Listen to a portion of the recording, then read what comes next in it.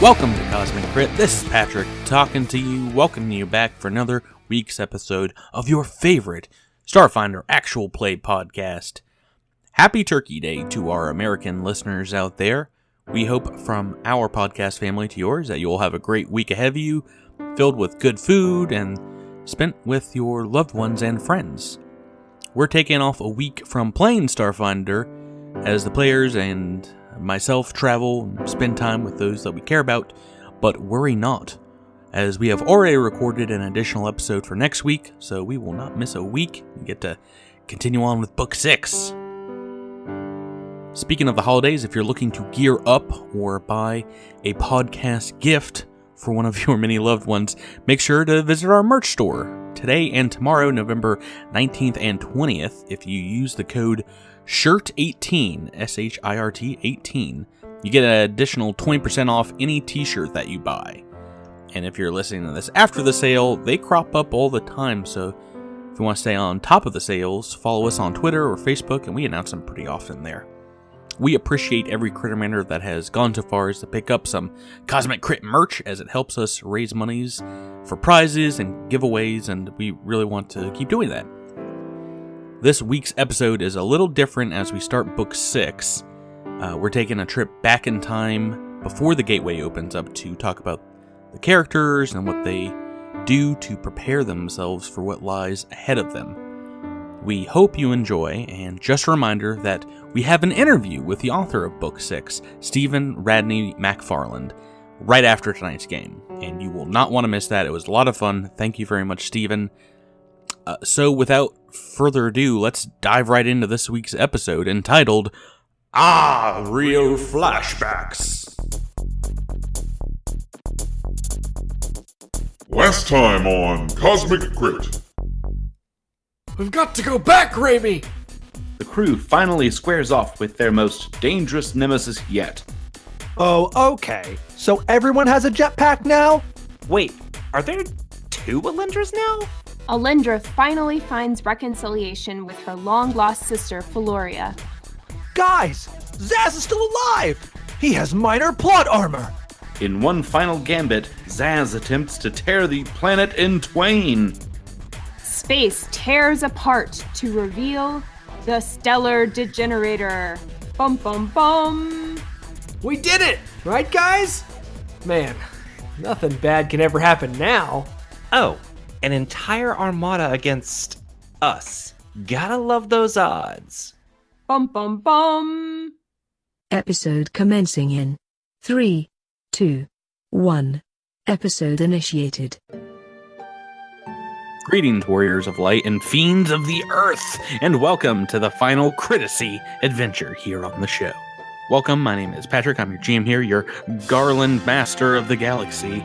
And this is Cosmic Crit. We're exploring the overland map, looking to reignite the orbs of earth, wind, fire, and water while grinding enough XP in order not to be underleveled. Joining me in this quest to banish Bahamut and topple Tiamat are my 5 friends in your adventuring party. To my left, the thief that has stolen all your MP to power his envoy abilities. It's Drew, playing Mac Feldspar. My character's name is Thief. To his left, a jack of all trades. This red mage has got it all in focus. It's Jabert, playing Andis147. Borp, or whatever the catchphrase was. That's it. And across the digital table, the original dark mage casting fireballs into the ether. It's Miles, playing Remy Quindar. Good evening. To his left, she's got a black belt in the forbidden Solarian monk arts. It's Rebecca, playing Alindra Valis. Hello.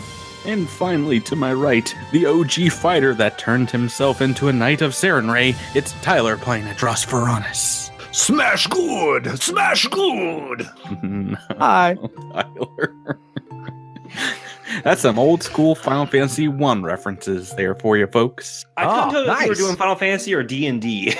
Yeah, me either. I was wondering the same. No, he For a talked split second, I thought you were doing Magic the Gathering, and then... No, he talked about Garland. He talked about the orbs and Bahamut and Tiamat. Yeah, I think all that's in D&D as well. It's probably all stolen for D&D or vice versa. Yeah. It's a joke. I know. Rather. Was it, though?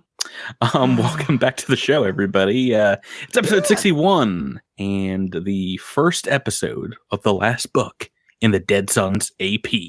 Yeah. Did you think you were going to make it? I'm not sure that we've made it. Did you think you would survive the last episode? I did not think I was going to survive the last book, to be honest. There was some really touch and go moments for a little bit, and as we were hurling into the last battle without having any sort of real proper rest, I was a little worried. Oh yeah, it's gonna be like that sometimes. Not time to take a nap. Yeah, I got shot a lot. I was more worried about the hallway fights than I think anything in this book. Just the back-to-back, no rest, gotta go. Mm-hmm. So what is the title of this last book? Empire of Bones. Empire of Bones. Interesting. Mm-hmm. Before we get there, some of the GMs listening to this out there know that our end of book 5 was a little different than many of you players out there if you've already gone through this, or other GMs. And I think that's pretty much a major part of our show now, is that your characters' backstories and your histories all kind of get intermeshed with the pre-written adventure path that we're playing. So sometimes that alters things a bit. Obviously, Sonros wasn't in the AP. That's a character He should be. Tyler made up, yeah. So I added in challenges and things like that to make it interesting, keep everyone on their toes. And if you've already played the adventure, those. Yeah. So this episode is going to be a little slower pace than the last couple. I apologize in advance. We thank you. We're going to pump the brakes on the breakneck speed. We've had a couple of very long episodes. But yeah, this episode we're going to just reflect on your character changes at 11th level and talk about what happened before the end of the last episode and the days leading up to you hitting the button and opening the gateway of the 12 suns to reveal the stellar degenerator. What happened in those days, we'll find out. Immediately after that, though, we also have a crit bit with Stephen Radley McFarland, the author of Book 5 of Dead Sons. We get to ask him all the questions that maybe I couldn't answer or I wouldn't while you guys were playing. So yeah, like why so many shades? Mm-hmm. Yeah. Why so many shades? Like, who do you think you are? And how do you think you can do these things to us?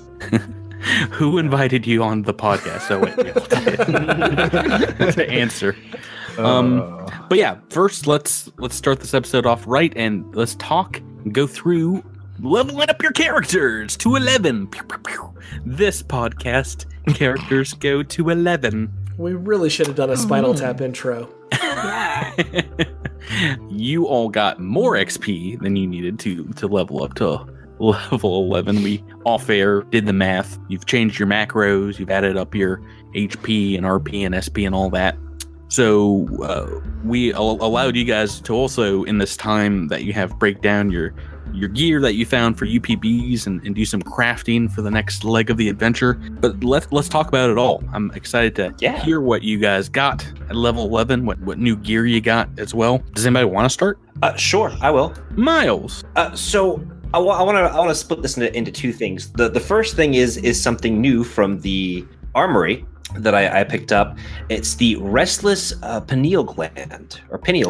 What's that now? The melatonin produced by a restless pineal gland is supercharged with mystic energy. You need only 2 hours of sleep each day, and this allows you to regain daily use abilities and slots, but you can't regain your daily abilities spell slots more than once a day. In addition, you gain a +4 enhancement bonus to saving throws against spells and other effects that would put you to sleep. Once per day, you can wake yourself from sleeping as a full action. So it's basically like you have a coffee IV drip in your spine. Is that right? Yeah. Yes. But it's more like, when we take one of those short trips that we didn't get anything back, Miles might be able to, because it's a shorter time for him to be able to get all of those spell slots back, which is a huge deal. Right, and one thing that Raimi had a huge problem with in the last book was running out of spells and not having any time to rest. So if there's at least a 2 hour point where he can sleep or something for 2 hours, he can get all the spells back. Just a reminder, it's not that sleep gives you your spells back. Right, you need only 2 hours sleeps each day, and this allows you to regain your daily use abilities and slots.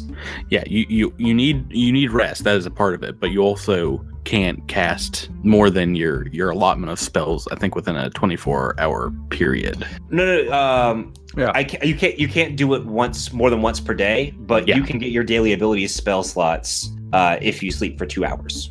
Yes, that is correct. So that basically, in old school Pathfinder, makes you kind of into an elf. Like, they don't need to rest much at all. They enter like this meditation, like an old school. To combine that with my magic hat, which allows me to Eternal Spell, which allows me to take one level 1 spell and make it a level 0 spell, which means endless magic missiles. Oh man. Oh, really? You're not gonna pick detect radiation and just do it all the time, or nope, which is something that he used a lot of. And again, having a spell that he can at least do some sort of immediate damage is very useful. All this is basically reacting to what he went through. Particularly, most of the upgrades that I am getting is undead related. Picking up ghost armor as well as the ghost killer fusion, so that I don't have any pesky ghosts to worry about. You ain't free to know ghosts. Well, Shades did a lot of little damage to me last 2 books, really. So incorporeal creatures are no longer going to be as daunting as they were. Hopefully. Right. Cool. Wow. All right. So you're installing some gear into your, I'm guessing that's head slot, the pineal gland. Mm-hmm. And awesome. So let's move on from Raimi, our technomancer, to Drew. Drew, you ready to talk about Envoy level 11? Yeah, so the only sort of Envoy buff or Envoy ability is Knack picks up another expertise talent. And I think I finally have a level where I get an expertise talent that I think is really going to benefit. I picked up Convincing Liar. And what this is it uses the bluff skill. When you attempt a bluff check, you can choose not to roll your expertise die until later. So with expertise, you kind of have to decide whether you're going to roll it at the time or not. So I could say, with Convincing Liar, I can hold off on rolling that expertise die until I find out whether I've passed the check or not. And then, if I find out whether I've passed or failed, I can either roll my expertise die and add it to the amount, or re-roll the initial check, but I don't get to use my expertise die at that point. And yeah, that's a great one, especially now that you're using bluff all the time for feint actions. Yes, so Clever Feint, now that it's in my repertoire, is going to hopefully help me get some more feints out there. Yeah, I mean, it's great because, if you roll a 1, that you're not going to want to let that stand. Anything will be better than that. But I don't know, that might make some exciting things happen in the field. You're trying to feint a very powerful enemy, and you don't know if you want to let that 10 stand or try the reroll get higher. And luckily we're above level 9, so I can also just spend a resolve to reroll the check and also add the expertise die to that. Which is also great. So great ability. Fingers crossed, we ought to have a lot more flat-footed chumps in this book.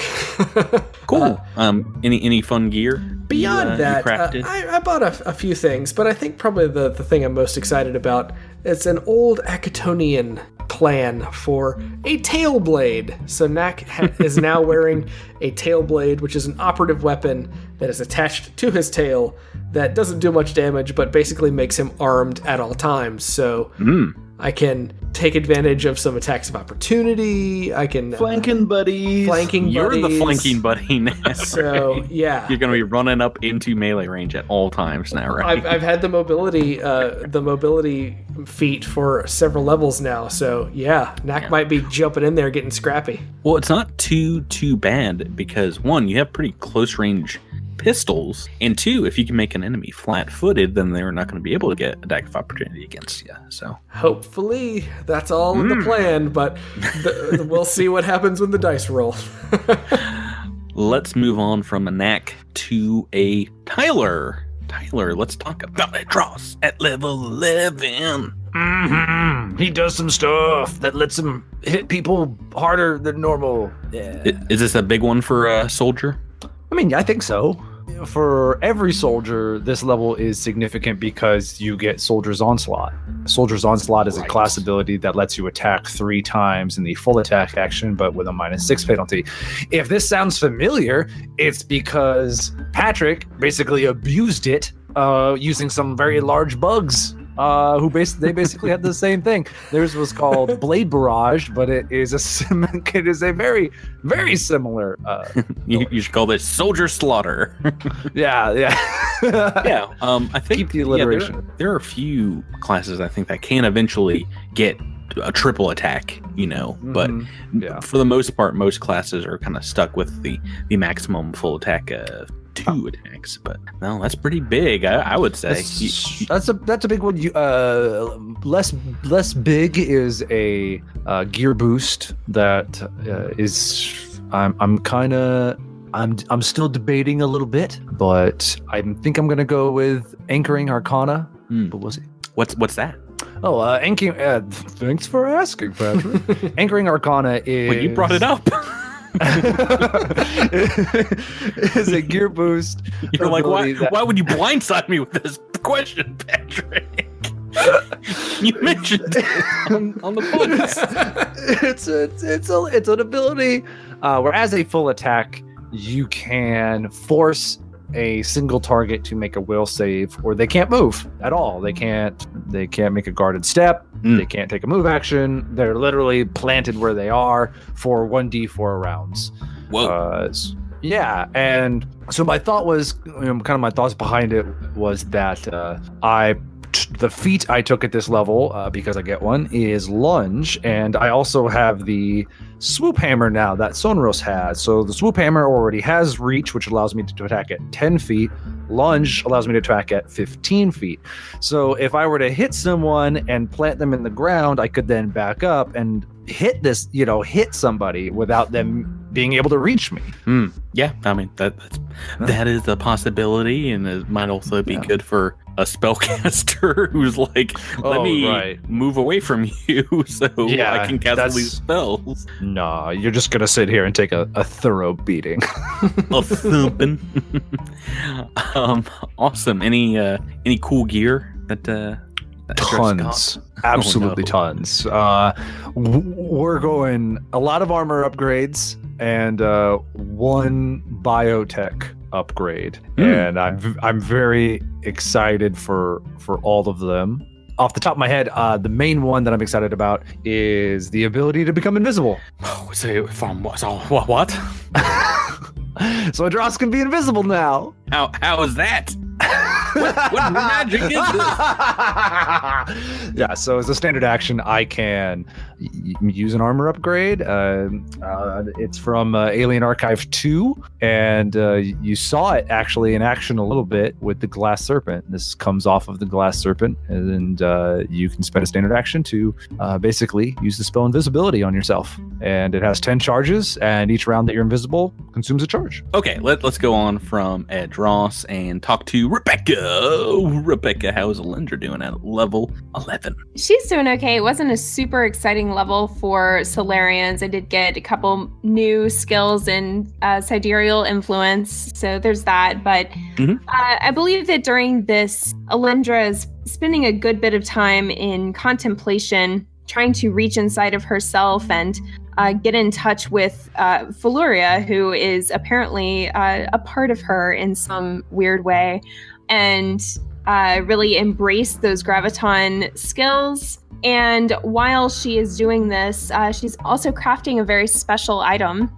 which is Earthbound Anklets. And I have to say, ever since the armory came out and I found the Earthbound Anklets, I was like, that is what Alindra would wear. Like, she would wear these anklet things, not mag boots or whatever. But I imagine that Alindra looks in her star map where the book that she always has with her. And inside of it, she has some, Ziploc bags of dirt that she, like samples of soil from Calathus 7, knowing that Feluria was imprisoned in some way on Calathus 7. She uses that to craft these very delicate anklets that she can wear and activate to change gravity. So if she's in 0G or a weird gravitational pull kind of scenario, she can activate the earthbound anklets and determine where gravity is and essentially be tied to the Earth. So, or not the Earth, whatever planet she's on. Tied or to surface. Earth. Tied to some Earth. I mean, I guess it is earthbound, right? Earthbound? Yeah. So anyway, it's in the name. Yeah, it's in the name. So yeah, I was really excited about those. And then I also crafted is it a augment for regenerative blood? So I've replaced my blood system, no big deal. It's like getting an oil change. It's not that hard. But that'll allow me to regain HP whenever I use an RP to either take a 10-minute rest or to stay in the fight. So if I were to go down and use an RP to stay in the fight, I would also at the same time, rather than gain just 1 HP, I would actually gain 10 because I have a Mark II regenerative blood. So nice. So that's something that you can have done on the Drift Rider, and maybe it's a necessity. Maybe you have to have it done because you lost so much blood in the previous fights. Very possible. It's time to upgrade. Awesome. I can't wait to see that in action. Literal action. Let's finish off our level 11 chat by going to our mechanic friend, Andis. Bert, what is happening at level 11? When I picked the mechanic, I was like, one of the things I was so excited about was coordinated assault. And now that I'm here, it's probably the least exciting thing about this level. Yeah, no, Miracle Worker twice a day. I'm looking at it. A second Miracle Worker is pretty huge. Yeah, this coordinated assault didn't quite work how I thought it would. It's sort of ending up being like, it's sort of not sort of working into like the super like gestalt of like computer genius master as much as I thought it would. But I'm definitely going to get some use out of that extra use of Miracle Worker.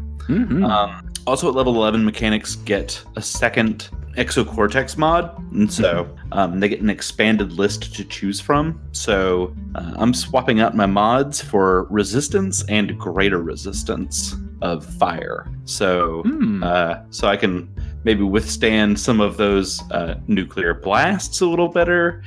Some of those Alindra bombs that go off like once a day when you're hanging around Alindra. So I've got that going for me, and then as a feat, I went ahead and took Deadly Aim, so I can do some real good shooting. Nice. So a total full body upgrade for Andis 147. Yeah, basically. Yeah, I'm getting a speed suspension put in there too. Just tuning up all the tighten up the lugs and kicking the tires a little bit. Right. Yeah. As far as gear goes, I was sort of looking at a lot of credits to play with and craft with. Probably the thing that I'm most excited to use is an item called the Explosive Defense Unit. What's that? That is +2 reflex against any explosions caused by weapons with the explosive weapon property. So like grenades or like plasma casters or stuff like that. So plus kicks you into overdrive. Right. Yeah. It's sort of just like, well, I mean, so what it really does is it sort of like throws up like a sort of a force field grid to help defend you against that. And the other fun thing that it does is you can load a grenade into it, and then as a standard action, just like explode. and like all that damage is like projected outward, and it's not like you don't take any of it. And so it's like I've got my own little Solarian thing going on. Andis is now booby trapped. Right, exactly. Yeah. So I went ahead and loaded it with one of those temporal disruption grenades. So you've got hoping like I can a heart made of a time bomb now. Right, exactly. I'm taking a page out of the cultist's book and just gonna slap one of those bad boys in there. And if I get surrounded, it's gonna be Stun City. So watch out, nerds. Awesome. You shouldn't have told me that plan. Now no one's touch Andis again. No one's ever going to Shoot you approach from Andis. afar. Never get within 20 feet.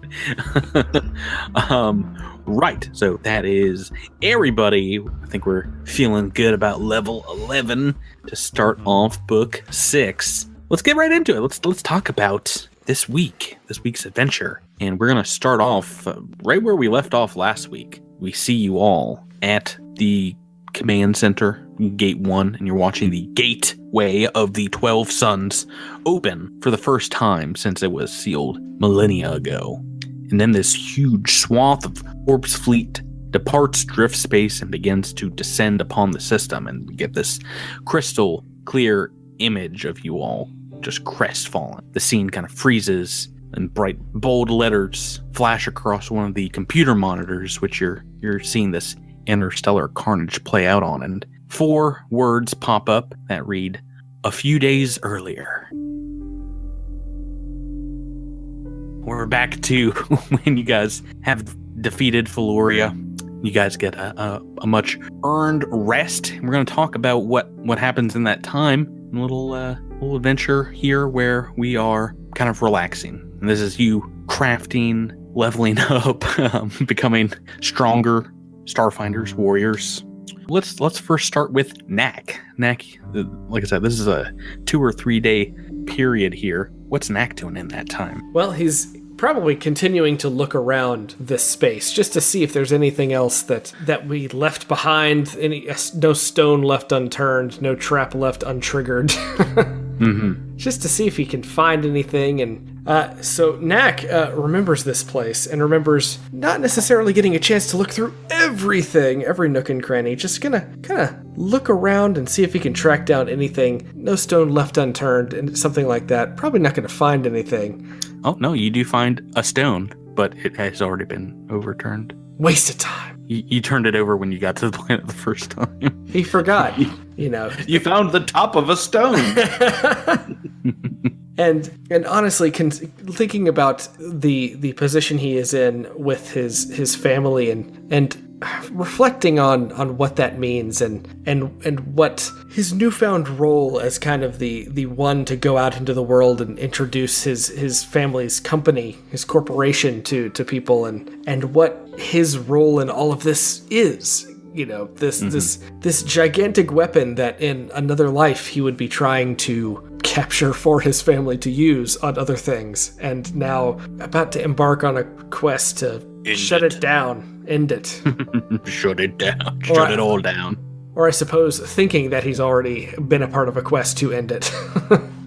Well, you know, that brings up a good point. You remember the last thing you spoke about with your father before you left Eox is he asked you to go on this mission and bring back any technologies that Clan Feldspark can use and monopolize and potentially, you know, something, I think he said drift rock like, you know, this ancient Kish tech, and you pull out of your cheek pouch an advanced disruption pistol that you picked up on the other gateway facility. And, you know, you haven't shot this bad boy too much. It is the first time you did, I think it was a critical miss because you're just so unfamiliar with the kickback that it has. It's a 3D6 pistol, is that right? I believe so. That's pre-boosted, yeah. So.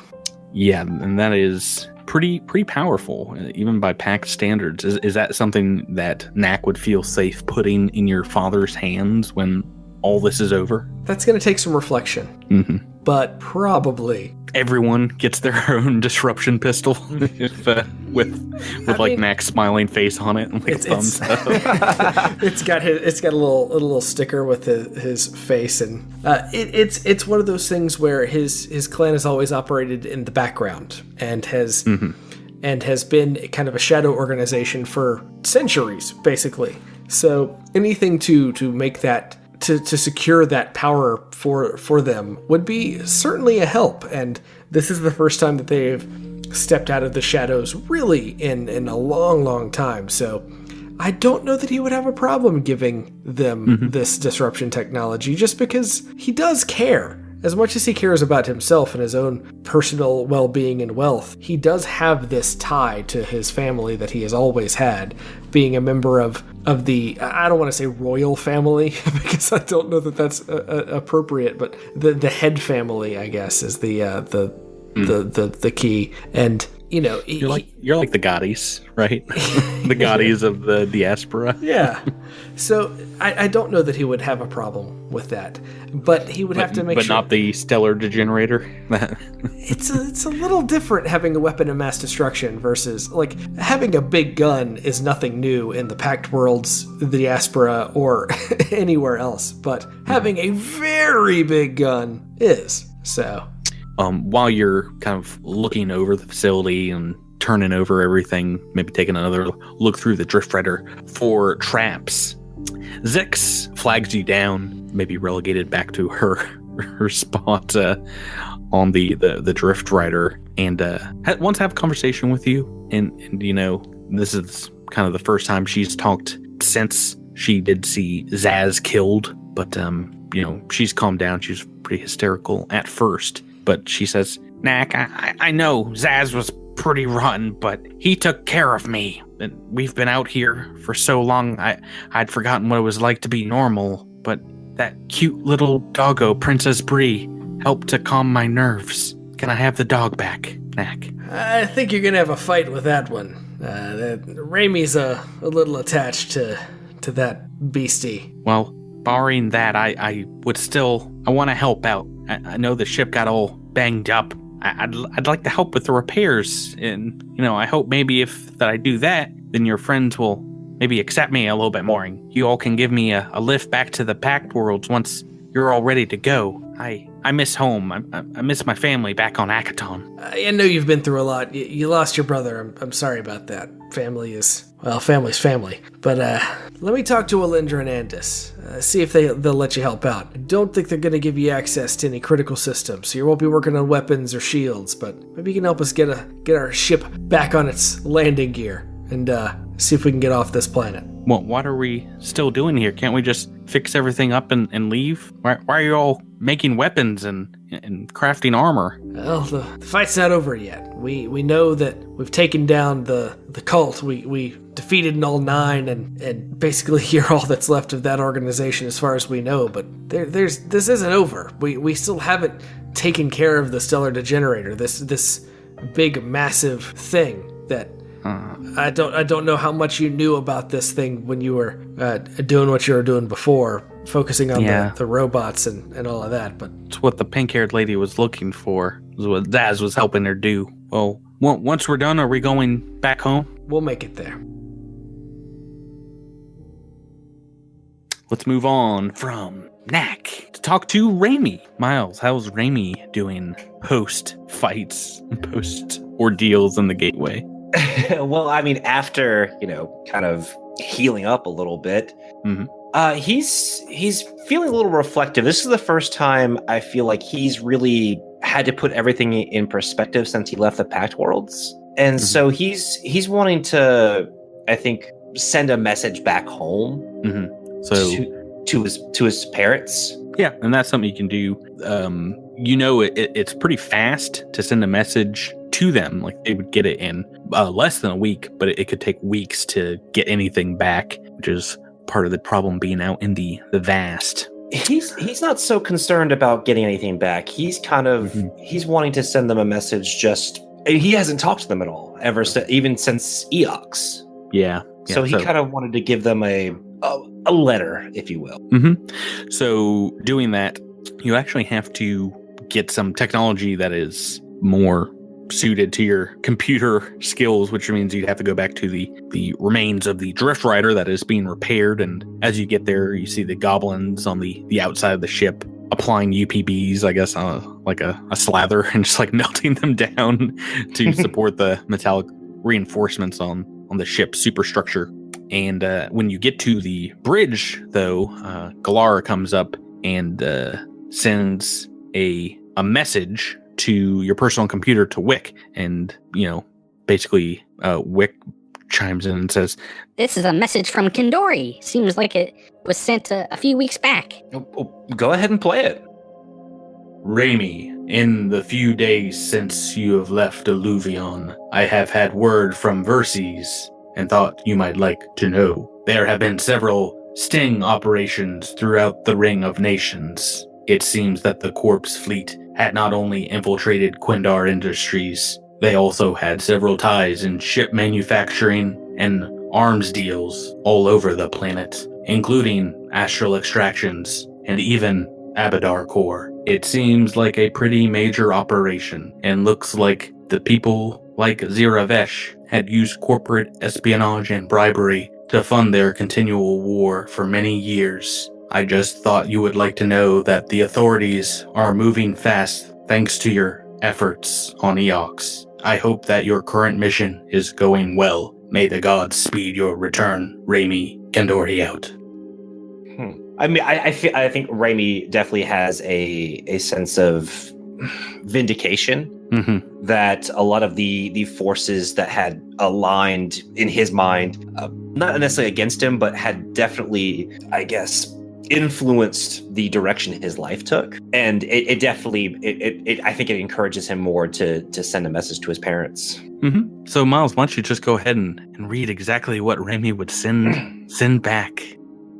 Hey, Mom, Dad, it's me, your little Ray. By now you've probably met Lyanna. She's special to me. Zira Vesh got to her just like she did the two of you. And yeah, I know about Vesh and everything now, but Lyanna's gonna need your help. They really did a number on her, but just know that you can trust her and take care of her. I'm sending you this message because there's a good chance, that this may be the last time you hear from me.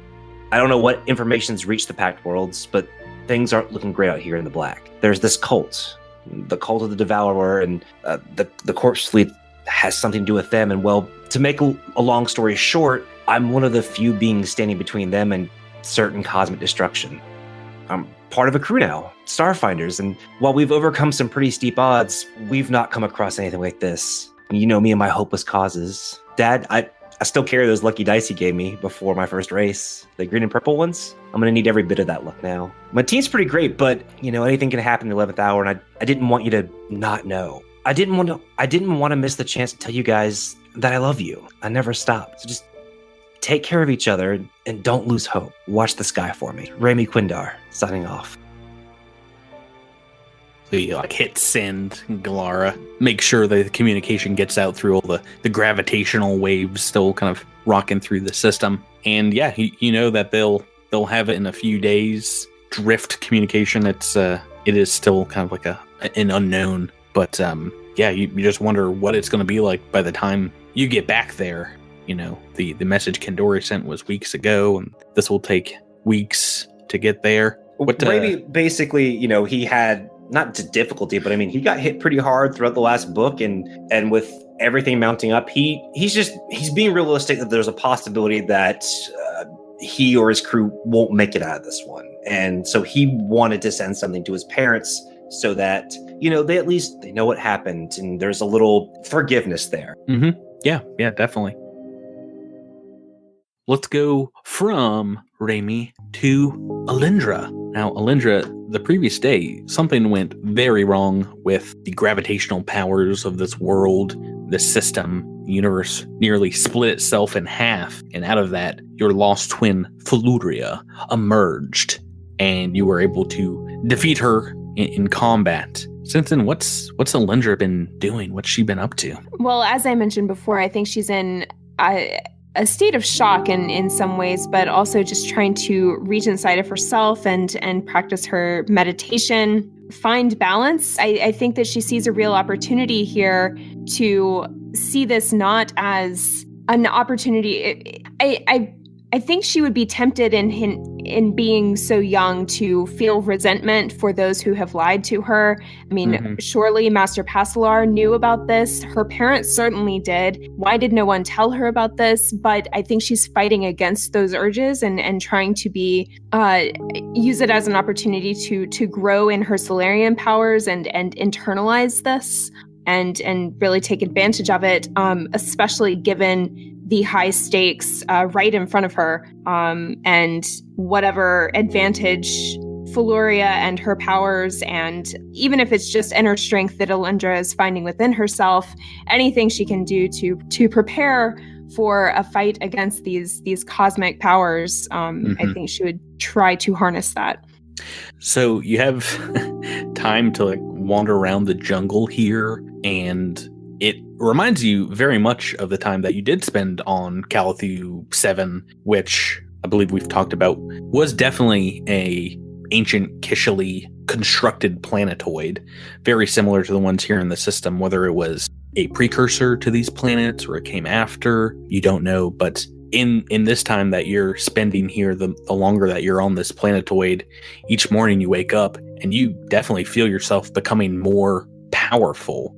Not really more powerful, but you're realizing that all the powers that you had before maybe were out of whack, and now they're more balanced and you have like greater control over them. And you realize when you first got the powers back on Calithu 7 that they were, one, only a small fraction of what they are now, but two, you had no control over them compared to what you have at this moment. And you realize that, like Feluria, you might have gained this power in feeling your own emotions out. Your mind flashes to the bridge of the Drift Rider and angrily yelling orders at Adros, or the feelings of fear you felt in fighting Zavra the Foundry, the shame of nearly dying on Castrovel, and the pride you got after walking out of the jungle alive and going to the University of Cabaret, and all these like other emotions that Feluria was feeling, you feel balanced in you. So every time you got angry, she was very calm, and every time you were scared, she was brave. And having defeated her, it's kind of like everything has been even keel since then.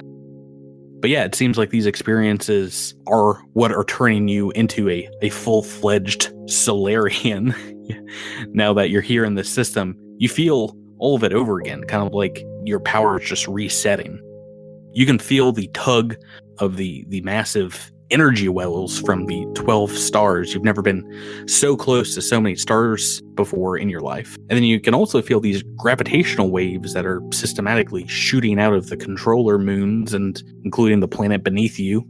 And yeah, it just feels like, you've arrived. You can tell that you are on the cusp of becoming something more, like a living weapon. How's Alindra, the person, dealing with those feelings?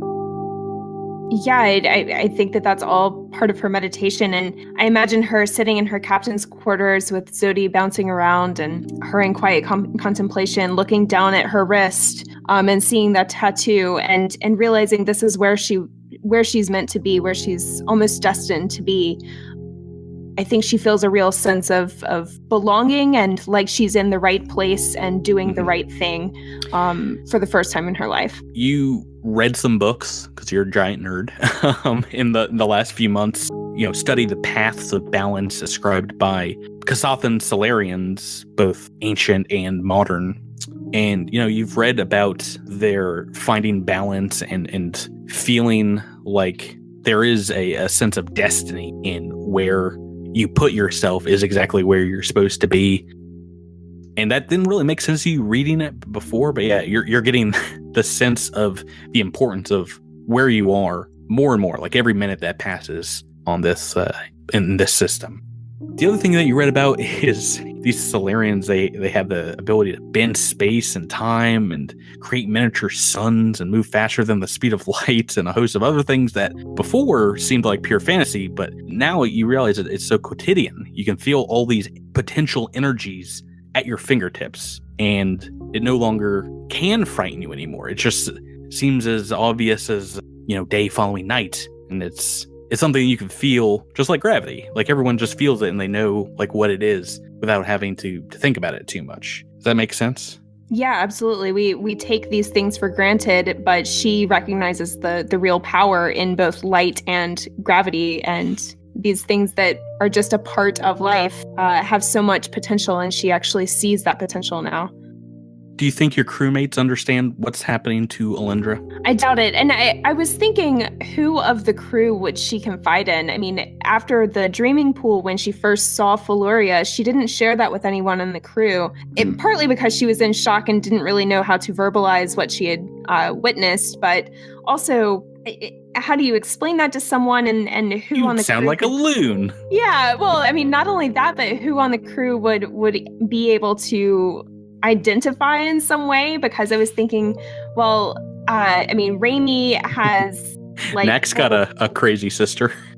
Yeah, that's true. That's true. Oh, And maybe I Andis should has a whole confide in crazy family of other androids. Well, and I was thinking like Andis and with Null 9 and his, I mean, everyone has been so recently wrapping up their own Business. personal dealings. Like I don't know that she would feel comfortable confronting someone with her own. I don't see it as feeling very natural for her to share this. And I mean, I'm not even sure that she has any interest in talking to her parents about it. I mean, like I say, she's really focused on dealing with what's in her own mind and dealing with the conflict at hand. But I'm not sure she's really concerned about needing to share that with anyone. I think it's a really internal struggle, and I think that's sort of Solarian in a way. I mean, it's all about that internal struggle and finding that internal balance within yourself. So getting to level 11 is a lot of work for Solarian, but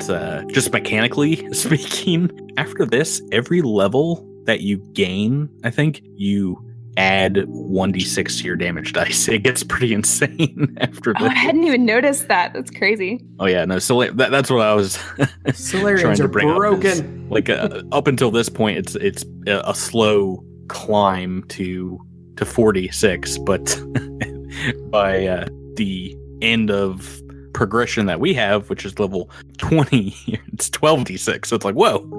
Oh my god, I'm gonna miss this character so much. Let's move from Alindra now onto Andis. Andis, we find them getting done just sealing Null 9 in a containment unit on board the Drift Rider. After she perished in battle with you and your crew, you still had kind of a mission to uphold, which is to somehow get her back to the Founding 19. And as you seal her up, she looks at peace. Androids often look like they're just asleep when they have left their shell. As you're doing this, one of the goblins, actually both of them, come up and Bumfuzzle says, We will make sure that she gets back to the 19, Andis. Her body may still yet play host to an android soul in the future. And your kind, they're one step closer to their goal of fulfilling the prophecy. Yes, well, I'm sure that's important. As you know, I'll be returning to them if all goes well. I suppose I ought to join you, and I'd like for her to be among friends if she rejoins us. Yes, well, hopefully they will treat her well. I hope so. Before they walk out, Cattywampus hands you a data pad and says, Null 9 had this on her. It looks like she took it from the Singularity. It's got some things on it that you may want to look over. Oh, well, thanks. Yeah, it's a pretty small, and you notice right off the bat, a very old data pad. Logging into it, you see that it seems to have belonged to your erstwhile colleague, Dr. Jiro Braskin. I'm going to look and see what sorts of relevant files are on there. That might give me a sense of what Jiro was thinking, when they took off in the Singularity like that.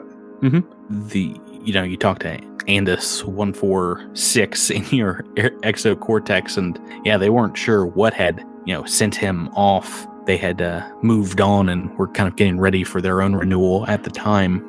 But as you go to log into this, it seems like it is keyed to you because it unlocks automatically. It's an older locking mechanism, but you notice that it is pretty high tech for its time. There are a number of files relating to something that you gleaned on board the Singularity, bits and pieces of files that were related to something called Project Sunsplicer. But the datapad has hundreds of more files, a few more videos, and you gather it was some kind of government-funded experiment that seeked to infuse solar radiation in Vesica DNA, kind of change their genetic makeup for a plethora of reasons. And Dr. Braskin seems to have started with the idea that he could maybe inject a kind of like a docile trait into Vesk minds. Mind you, this was when the Pact Worlds were at war with the Veskarium, so they were kind of doing anything possible to get an edge. But yeah, it seems to reveal that maybe his handlers wanted something differently. You get to one of these videos, and it starts with him. He looks very defeated, looking into the camera, and it's quite a different man than your flashback memories of him. He's aged, gray tinging, long unkempt hair, and his face has wrinkled and sagged quite a bit. He sighs and looks into the Trivid holographic recorder and says, "Years of research, and for what? This is not science. It is madness. I started out hoping to make sense of Helna's death, try and energize myself, to become angry at the Vesk and the war, and I find myself now at the end of things realizing how stupid I have been. I threw in with these degenerates in the cult because they could get me the live Vesk test subjects, and I didn't care where my funding came from or what damage it might cause. Discovered recently my main backer is a front for some Eoxian movement that wanted to weaponize the Vesk, turn them into super undead soldiers, infused with the power of a star, and use those soldiers for their own undead war. And that was the last straw. I plan to discontinue the experiments and end all of it. I'll destroy as much of my research as I can, but they've already raided my computer files. This ambitious Necrovite Lieutenant Saravox raided the Singularity. That thing and its corpse fleet thugs threatened to murder my distant relatives if I were to stop my research. Saravox seems to have spies everywhere in their bony fingers in local governments. I'll keep up my work as much as I can, but I cannot in good conscience provide them with any more weapons. Not anymore. I've rigged it to look like an accident, but the end result will be I'll finally be able to be with my wife after all these years. These monsters will no longer have access to my mind. If you're watching this, Andis 146, I'm sorry, my old friend. You were right. Life is not long enough to waste on revenge or anger. I wish I had listened to you long ago. This is Jiro Braskin, signing off. Andis closes the message and utters a small farewell for a friend that they didn't know. Yeah, no. I suppose I'm gonna see if I can't upload this into my exocortex. I don't know if it's anything they can access or anything, but I'm gonna try to get the message to 46. Yeah, no, you can talk to your exocortex and it to you, just like two sides of the same brain. When you were in there, you got the sense that they could receive some things. When you were in the cave on top of the mountain, it seemed like you were pretty prescient of the outside world, kind of like you were in a coma. Mm-hmm. And the same thing vice versa. You definitely think that some of these visions of Braskin and things like that were coming from 146 trying to talk to you from within. So you're pretty sure that whatever you'd send in would be received. Mm-hmm. But yeah, what Braskin says, you're looking over the zipped up body of Null 9, it seems like both of them were pretty intent on revenge, and they let anger get the better of them. But it seems like it's as I sort of look at the face of Braskin on the data pad. Mm-hmm. I see the lines on their face. It's on his face, and I look over at Null 9, and she looks so much younger when she's asleep. Mm. But it's clear that anger was something that was weighing very heavily on their souls. And Andis takes this as an opportunity to stop trying to get revenge for things. And doesn't happen too often, but if Andis gets angry, then I feel like everyone else is in trouble. It has happened from time to time. Mm-hmm. It has happened from time to time. I mean, certainly with Gilcrest, that was Andis remembers encountering Gilcrest both times, and since they left Depthus, just the unfathomable anger that welled up inside of themselves. It was just they couldn't control it, and they took it out with this violence, and it didn't get them anywhere. And when they had the chance, it's just not worth burning the whole world down, because it's not going to make you feel any better, And so revenge days are over for Andis. Yeah, I think I think the days of a great many things are over for Andis. Null 9 was ready to use the stellar degenerator to snuff out all life in the universe from Right. what they were saying.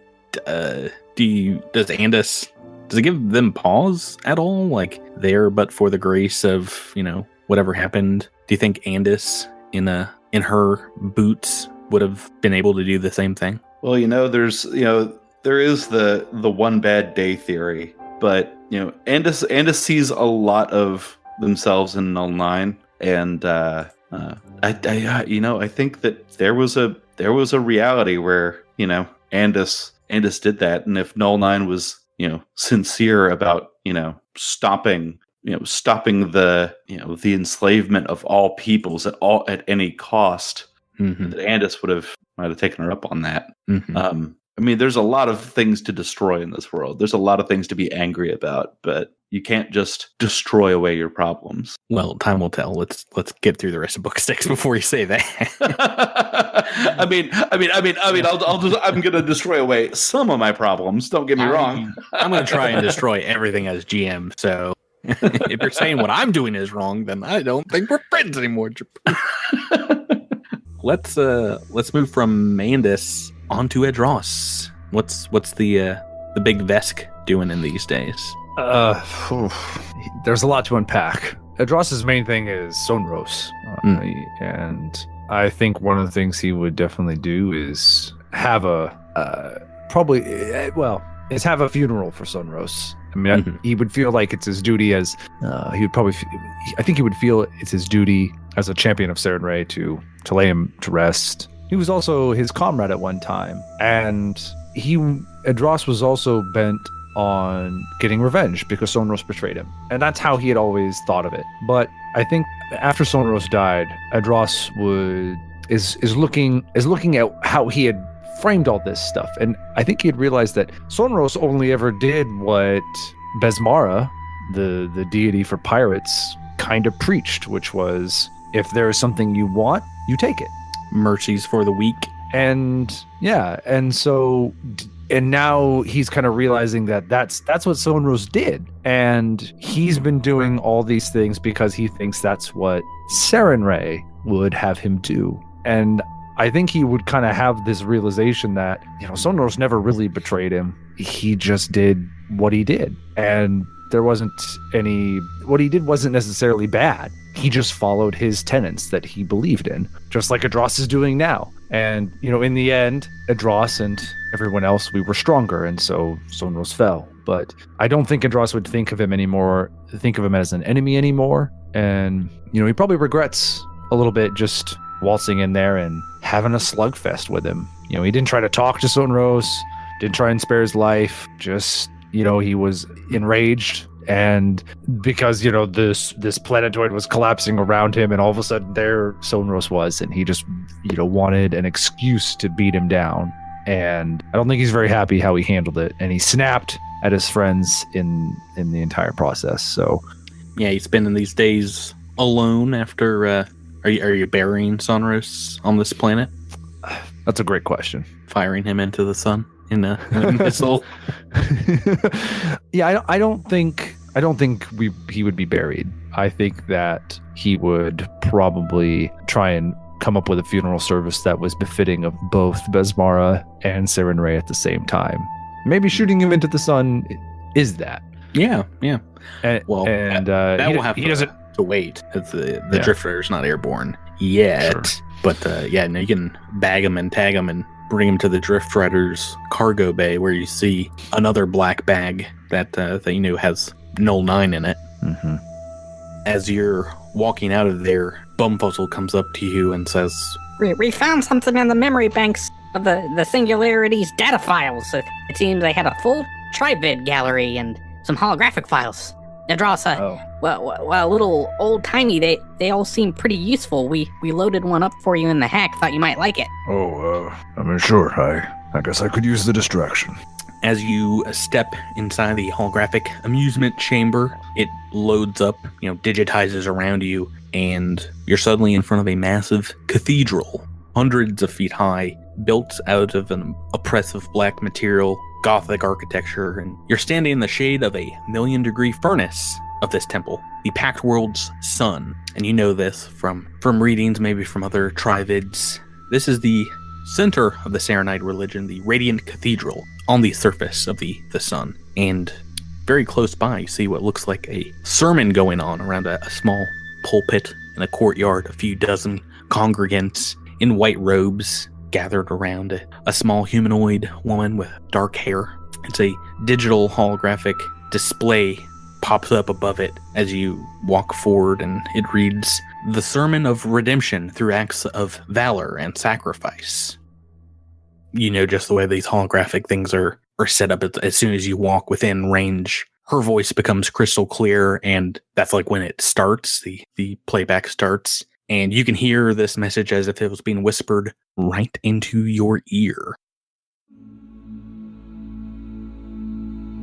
"She knows that all are deserving and have desired a path through the darkness, which is why she lit the flames. She has seen into the heart of all beings, not just her faithful, but the masses, out there still within the dark. Inside of us, she can see that which we hide even from ourselves, our own fears and misgivings. For the Dawnflower knows that even in the darkest soul, that which enacts pain and lacks morals, from it springs an eternal well of goodness that, while capped, is waiting to be set free. It is our job as Saronites to guard that which within the soul struggles to be good and true. We must safeguard that instinct in the soul to be a font for the light, and we must kindle the flame against the darkness, and where applicable raise arms against the fall of night over intelligent minds and hearts.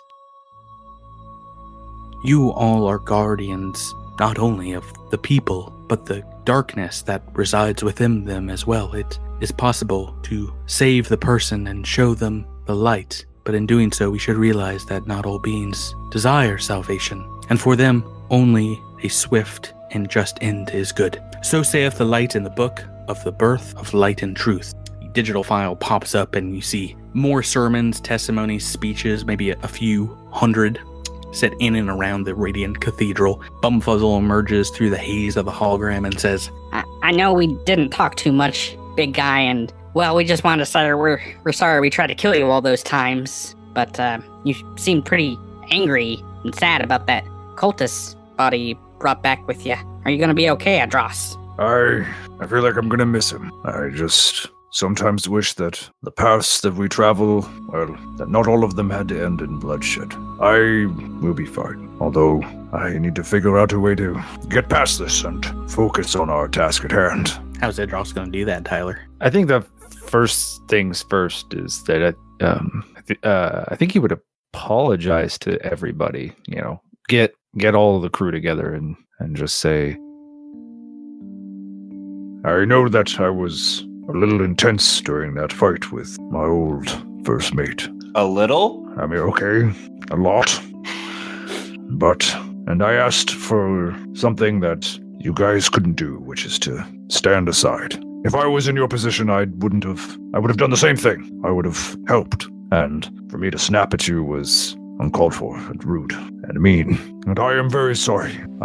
You're my friends, and I want to see this quest to the end with all of you. Evie, we've all got history. We've all got stuff in our past that we feel like we need to encounter by ourselves. But there's something about this crew and the events that have happened to all of us and me personally that lead me to think that, I don't know, maybe we don't need to handle things by ourselves anymore. That we can handle things together, and that makes us all better. I agree. It is like the light of a single torch by itself can be weak, but if you bring several together, they can grow into a pyre. And I think that by myself, the light of Sarenrae can only reach so far. But when we all fight together, that light will pierce through anything.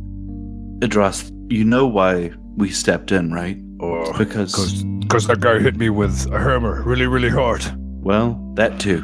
But but I think we all understand the weight that anger can be, and it's often a weight we just can't bear alone. And for myself, when I saw that look in your eye, that look where all you wanted was blood on your hands, I couldn't We couldn't let it end like that. I was scared of you, Adros, in that moment, but I was also scared for you. We needed to step in and we needed to help each other. We need to continue to help each other. Obviously, you're all right, and I simply cannot thank you all enough for helping to guide me along the right path. And, well, I'm just going to be excited to win the day and get back to Absalom Station and go back to the Fusion Queen and get back to times where things weren't so, big weapon kills the world. Well, it's no longer the Fusion Queen. Right, we have to rebrand. I already have. And 5 books ago. And we're gonna have to kill a lot of guys that have taken its place and renamed it since we've been gone. We've been a little busy, I understand, but So we'll wrap up the crew meeting, as it were, there. Fast forwarding to the present, to the end of episode 60, the corpse fleet emerges from drift space. 3 massive carriers, including an Ultranaut, hundreds of smaller craft having departed drift space, are making their way to the gateway system, and the computers in the monitor room you're in turn to cameras across the system as the controller planetoids seem to be altering themselves. You see movement down on these lifeless rocks, and hidden components begin opening up on the surface of these planets, and from them, large artillery raises from beneath the ground level, and a few minutes later, the system is a host to a massive battle. The stellar degenerator itself seems to come alive as well, with small turrets all over its surface opening up and firing in all directions, and the battle rages. And observing it, one thing is certain: if you're to take the Drift Rider up there into this melee, it would probably be a one-way trip, as both sides seem to be equally as likely to fire upon you. You see massive explosions as ships begin taking damage. The planets explode in atomic fire. What's the Drift Rider crew thinking at this point? We're gonna need bigger guns. Much bigger guns. Good thing I found all these build points. Yes!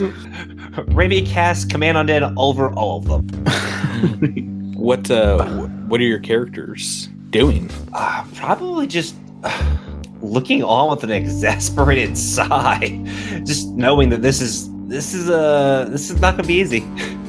Offseth is gone. The AI had to sacrifice herself in order to get the gateway open, and you all cut off from the rest of the universe by a matter of weeks. If you escaped right now, you might be able to make it back to the Pact World, but this deadly superweapon, one of the most horrific things the universe has ever created, would be in the hands of a group of undead extremists. Yeah, Andis is already on the recently repaired ship, doing pre-flight checks, just like doing one final check of all our systems before we go, because Andis is assuming that we're about to take off right now. You might be able to send some messages back to Galara, but mind you, it's a ways away from the facility where it crash landed. And as soon as you pop out of the facility, you hear the computers screaming behind you, warning of the space battle, this den of the cosmic battle above you. And if anyone stays behind, you notice one of the computer cameras kind of focusing in on a smaller corpse fleet vessel, a sepulcher shuttle that seems to be making its way through the atmosphere of your planetoid and touching down right outside in the jungle by the landing pad. The computer pulls in on this as it disappears behind the tree line, and a final warning flashes across the screen. It reads, "To be continued." No, spooky. It's time for visitors. A bottle of diasporan rum to the highest kill count in this next couple of events. Just give it to Alindra now. How does the GM enjoy that, Drew? None for you. You're the one throwing the bad guys at us. You're the one casting these awful, awful spells on us. Oh, it's going to be fun. Don't worry. We'll see what happens next week. You guys have some planning to do. As you do, you are somewhat aware of what is coming, what awaits for you out in space. And I can't wait to get there. The true start of book 6, where I start to roll dice and kill everyone, is next week, episode 62. How are you guys doing? I'm tired. My SP's a little down. Feel like I need an RP Wait, regeneration. Well, how have you been getting hurt these last 3 weeks? Just emotional damage. Can someone heal my emotional damage to this AP? I'm gonna get some more XP by kicking this wall until my foot breaks. Oh yeah.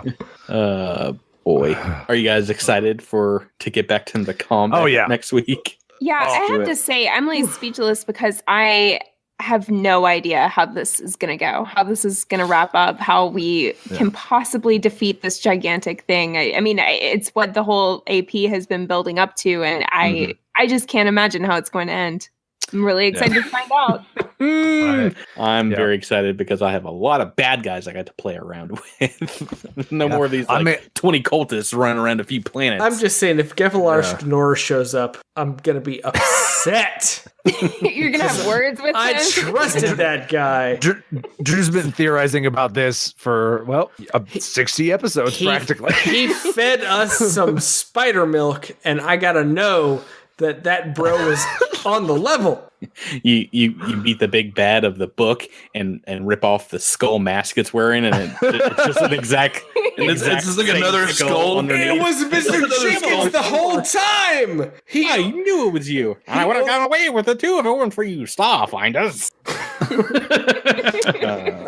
He was upset that his theme park sales were down. So he was going to start blowing up planets until it got better. Until his theme park planet was the only one left, and then everyone went to the theme park. That is a very Scooby-Doo solution to a problem. I would believe that. Yeah. Maybe the most Scooby-Doo solution to a problem. Yeah, 200% Scooby-Doo. This is going to be bananas, and I'm excited. Jinkies, zoinks. Well, you don't have to wait too long. It's coming up next week. I'm very excited about it. We're going to wrap up this episode right now, but mind you, this isn't the end of the podcast, as we have an interview and a crit bit, very special crit bit with the author of Book 5, book we just finished. Maybe Stephen one of Radney the most engaging crit bits we have ever had. It's great. It's definitely worth a listen, and it's right on the other side of this. But that does it for the quote-unquote story-like gameplay of episode 61. Thank you guys for telling this story along with me. Thank you. Thank you, Patrick. And tell everybody, have a good night. Have a good night, everybody. Crit bit commencing in 3, 2, 1. Crit bit initiated. Welcome back, everyone. The episode's not over. It's time for another crit bit. It has been a while, but we're very excited. This is Patrick, your GM, and joining me, coming back from the game land, is a few other players. We've got Drew, Miles, and Tyler. Hey, guys. Hello. Hey. How's it going? I'm doing really well. I'm excited because we get to once again dive into the world of Paizo talent and talk to our special guest on the script bit. Very excited to get to introduce to you all the author of the AP that we just finished, Stephen Radney McFarland, the senior role-playing game designer at Paizo. Stephen, welcome to the show. Oh, I'm very happy to be here. Thanks for having me. No, thank you for allowing us to have you. It's been, I feel very lucky that we get to actually talk to the authors of the adventures that we get to play, as well as the people behind the scenes kind of making the games that we're enjoying. Yeah, well, I mean, we have fun making those games and writing adventures. So, it's very easy to come on and talk to folks who want to listen to us babble about, such esoterica as game design and adventure writing.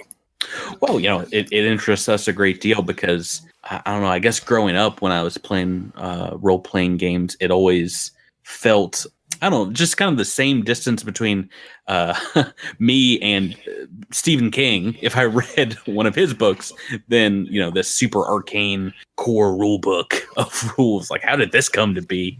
No, I'm definitely right with you. It's one of the greatest shocks over my nearly 20-year career that some of the people I idolized as kids or as a kid are now really good friends. So. Mm-hmm.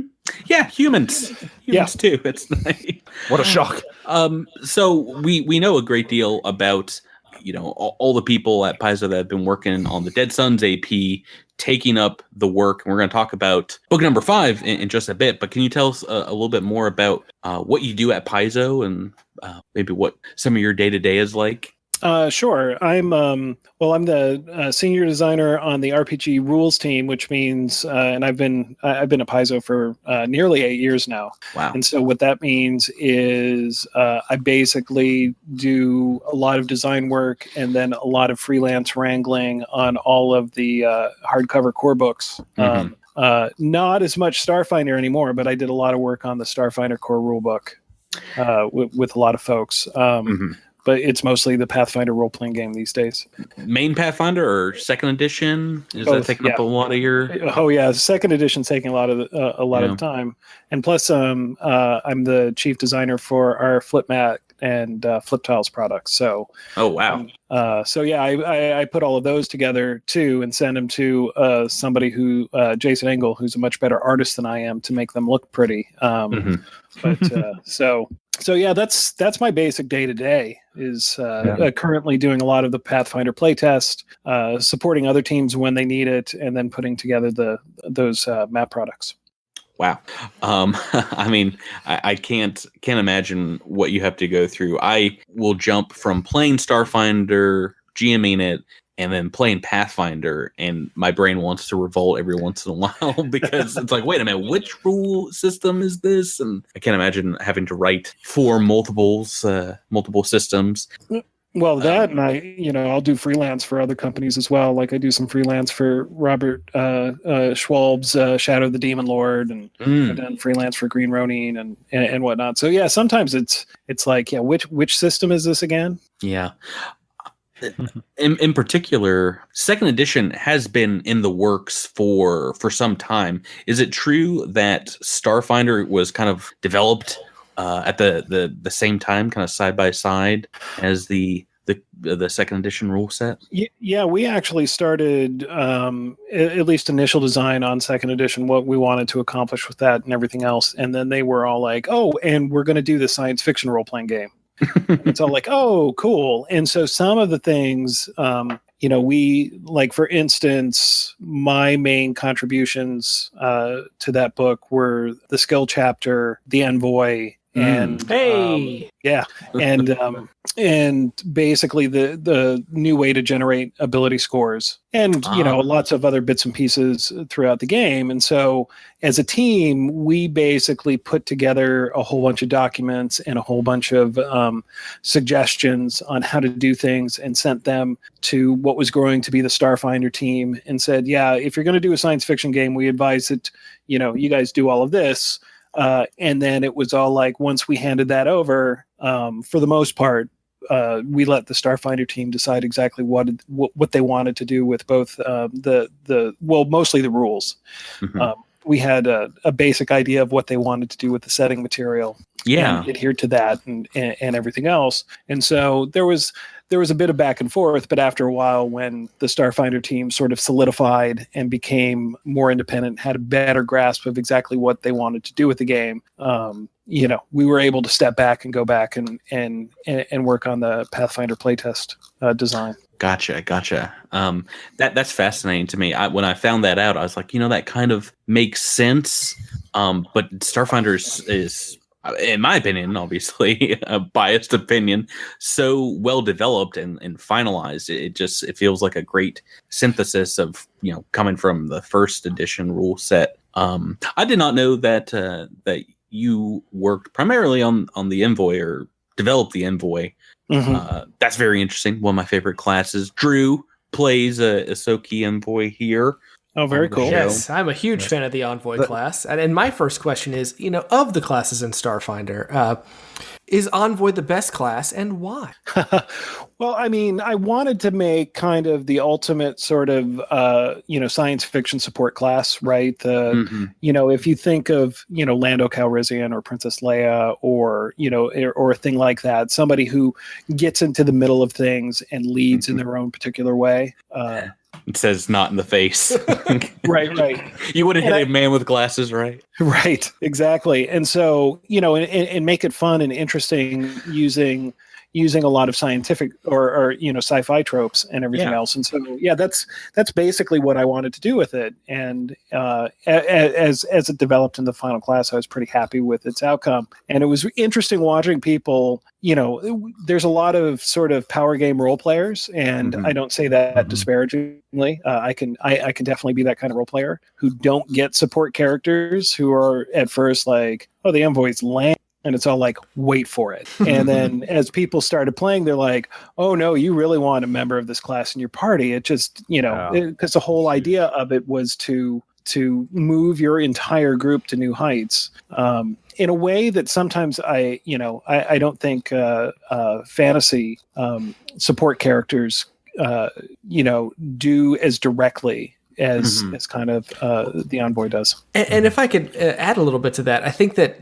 the sci-fi setting that Starfinder has really leads to stuff that fantasy doesn't really get to. Like an Envoy would excel in a corporate meeting with a high-powered cyber technology executive that you don't really get that kind of conversation. And that's where I don't know, out of my Envoy, I'm an Ahsoki, so I don't do a ton of damage with my stuff, but right. But I get so many skill points per level. It's just amazing. It's hard going from a high skill point class to a low one. I'm building in first edition Pathfinder a paladin right now, and I'm like, why do I get so few skill ranks? I'm missing them. Well, in a lot of way, I think that's something you can say about P1 is a lot of times it was a little bit stingy with those skills for people like paladins, right? Where you might want to have a paladin who's a lot more skillful than he is martial. But so in a lot of ways, we were able to go back with Starfinder and go, it's a brand new world. We can kind of do whatever we want. And so we did. Yeah. And just last thing on the Envoy is I do feel like it can be very well balanced. I like all the classes because you can kind of build the same character in all the classes that you want. Like if you want to do the range specialist, you can do that with any class. And if you want to do the in-your-face melee character, you can. Or if you want to play the party face, you say you worked on the ability score generation as well, and that I think is pretty egalitarian, and nobody has to suck at charisma in Starfinder, and that's pretty freeing, I think, for role playing purposes. And that was definitely the goal. I mean, in kind of sword and sorcery fantasy, there's a lot of tropes that we have to deal with, and we weren't confined to those tropes in this one. We were science fiction in some ways. It's a lot more challenging to build a group dynamic game in science fiction, because so much science fiction is based on like the lone hero and whatnot. There are definitely examples to the contrary, but we wanted it to have a little bit more depth, because we knew in a lot of ways just the vastness of space had more depth than going from village to village and killing monsters. Oh yeah, and the amount of stories that people can tell with just the base core rule book, 7 new races and 7 classes. I've said it many times, but that settings chapter is one of my favorites, just because it's laden with ideas, and you can pick it up as a GM and kind of get gassed up and start writing your own adventures pretty easily. But we're not talking about homebrew right now. Let's switch gears and talk about talk about right. AP volume number 5. So one question that I've kind of asked almost to every writer of the AP books, kind of comparing doing one of these books as a season of television, and almost everyone has kind of mentioned how challenging it is to write an AP book over maybe a standalone one shot or kind of an expansion. Do you agree with that? And what makes it more challenging to write an AP compared to something by itself? Well, a little bit is, even though they're staggered a tad, basically all of us get, there's a general outline that's built for the AP. And so there are certain things about it. It's like, it's got to have this, right? And they try to keep those things as open as possible to let individual writers, sort of flex their creativity. But the main sort of story, right, or at least what has to happen in that adventure is kind of set. And so you've got like this weird story Bible. And then what we do with that is we take those 3 pages of notes and then we expand it out to an outline and say, this is how I want to do this. And you go to the main developer and there's a little bit of give and take. And so that's hard in some ways because, I think a home GM or whatever who's just like, I can do whatever I want. It's like, I can do whatever I want within these confines, right? Certain things that have to happen. But, once you get going, it gives you an immense amount of freedom, especially in what you can do with characters, how you can make the story move forward, because basically you've got an end goal, you know some of the pieces, but there's a lot of pieces that are left, for your own discretion. The real thing, at least for me, is like making that work to my own satisfaction at the end, which sometimes it's just, me banging my head on a keyboard at 4:00 in the morning. Right. I just kind of can't get it to the point where it makes sense in my head. And then other things too, like, somebody asked me the other day, what's the thing you like least about the 13th gate? And I'm like, well, the fact that the orbital planetoids around the suns are called moons. Like, I've struggled with that as well. and I'll give you a hint, is in the outline they were called controller moons, and I said, I'm like, those aren't moons, and I did not write that in my draft, and they changed it back because they thought moon sounded cooler, and I was all like, that does not sound cool. Did you say they're not planetoids? Did you say they're not moons? They're space stations? Like go that route? Right. Well, see, it's weird because the system is not really. I mean, I guess it is kind of heliocentric, but there are 12 of them, so it's a little weird. I don't know. Maybe if they're called artificial moons or something like that, then it might work more. But I've been calling them planet. I think I've been saying planetoids for the most part in our show. I think except for the first time they were introduced, I think you said the word like controller moon once, but I think after that we've always called them planetoids. So in a way, Stephen, we've passed on your preference. Yeah, I would. Yeah. So it's so funny because I think of like the demiplane as like the center of the gateway as the center, and then the suns as kind of like the orbital bodies, and then the moons. I don't know. I guess it's weird, but it's a little confusing to explain. But I think once you get into it and explain it to your players, and everyone's on board, no matter what you call it, it's like you're on controller station or facility number 1, and facility, you need to go to number 2. Yeah. But it does give me a nice joke when I sign copies of the adventure, because I'll usually go on inside and I'll sign it, "That's no moon," and then I'll sign my name. So it's my own little fun joke. There's those 12 are not moons. There's nothing better sometimes for as a player than when you get a really cool map reveal by your GM. And I gotta say, when Patrick revealed the map of the controller moons and all in the circle, that was very cool. That really helped kind of set the scale that we were about to partake in. Yeah. Of this entire system, and of what it really, this gate is massive, and that was a cool moment.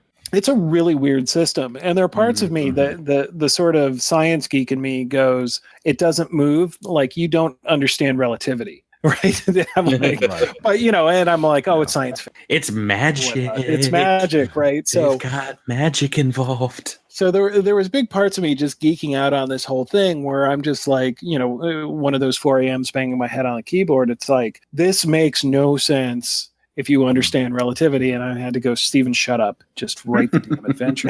So, how have you had many fans come at you and bring up some astrophysics and be like, I'm so sorry to have to correct you, but that is not how this would work. No, thankfully not. The only person who's really done that to me is myself.